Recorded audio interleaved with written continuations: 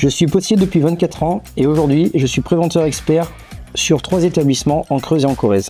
J'anime des formations, des analyses d'accidents. Mon objectif principal est de réduire l'accidentologie.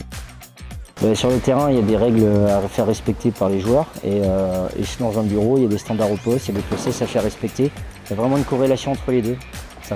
Et après, ce qui est intéressant, c'est les échanges, c'est les relations humaines avec les agents, comme on pourrait avoir sur le terrain et à la fois aussi dans un bureau de poste.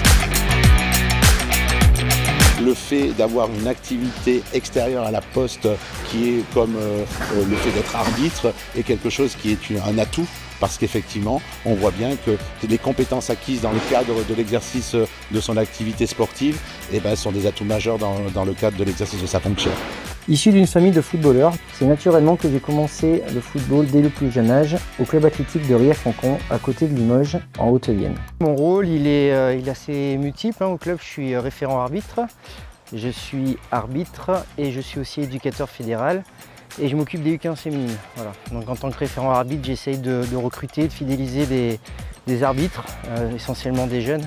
J'organise régulièrement un biathlon des lois du jeu avec des ateliers pratiques. J'accompagne les jeunes dans la découverte de l'arbitrage. Il est important que les joueuses connaissent les règles et les lois du jeu de leur sport. C'est très bien parce qu'elles arrivent à acquérir quand même des bases sur le jeu, sur la façon de se comporter sur le terrain aussi, c'est très important.